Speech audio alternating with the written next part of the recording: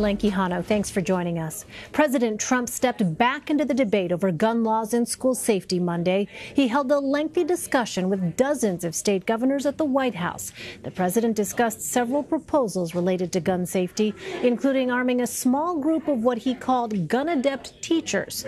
Margaret Brennan has more from the White House.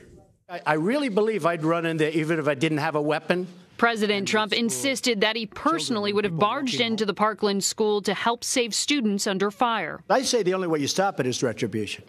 I don't think you're going to stop it by being kind. The president urged a room full of governors to take up his NRA-supported idea of arming some educators and used a golf analogy to describe those who perform well under pressure.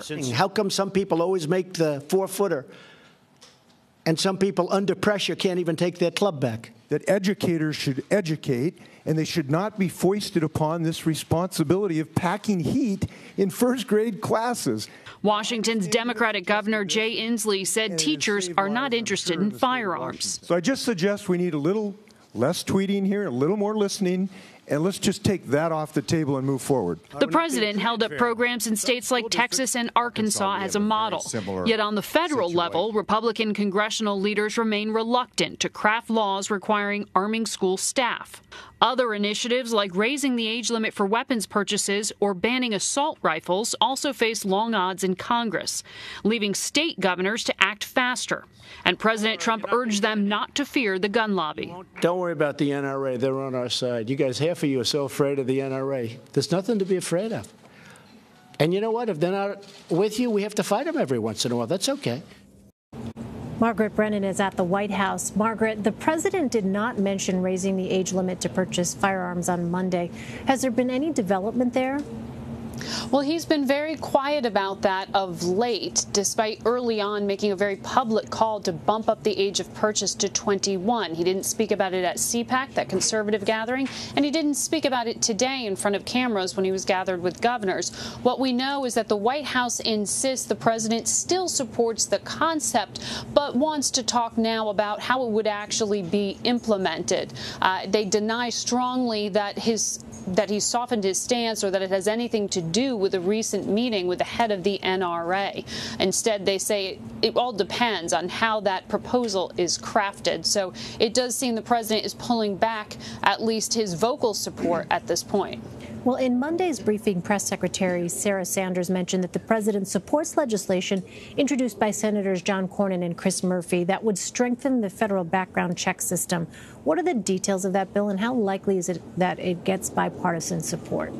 So this is a bill that predated the Parkland shooting. It's also known as the Fix NICS bill. That has to do with fixing the already existing national federal background check system. And basically, it's not expanding background checks. What it does is provide or suggest providing financial incentives to local agencies and authorities to essentially do what they're already being asked to do, which is to upload information into the federal background check system.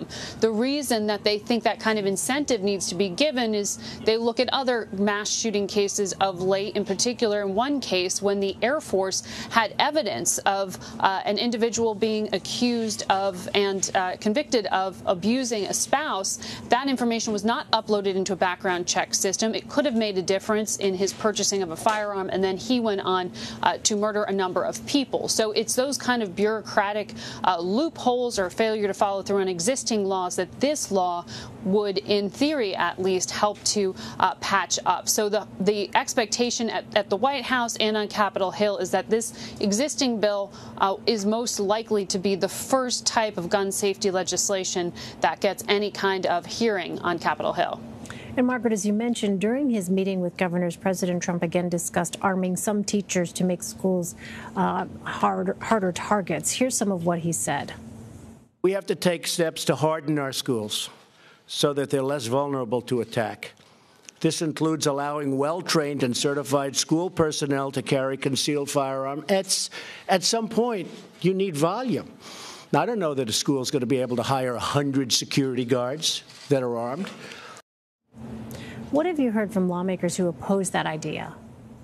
Well, this law is not likely to go, this proposal is not likely to ever be crafted into a law or go anywhere on Capitol Hill. Republican leadership is simply not interested in this and point back to governors, to the state and local authorities as making this kind of decision. And that's something that you've been hearing from the president as well in recent days. Today, he met with about 38 governors and once again, as you heard in that soundbite, introduced the idea. Now, some states, like Texas, already have armed guards. Arkansas does as well. And that governor, Asa Hutchinson, who spoke to me in Face the Nation this weekend, said only in 13 cases in his state are there trained teachers who carry firearms. And that has to do with the fact that they're in very rural areas with very slow response times. But he, even though he supports this in concept, says he does not want to see teachers armed. He wants teachers to be focused primarily on education. Only in these extreme circumstances is he supportive of putting weapons in the hands of teachers. So even at the state level, there's some skepticism as to how this would function. And we heard from one very vocal opponent of it, the governor of Washington State, who said to the president, please take this idea out of the conversation, stop tweeting and stop talking about it.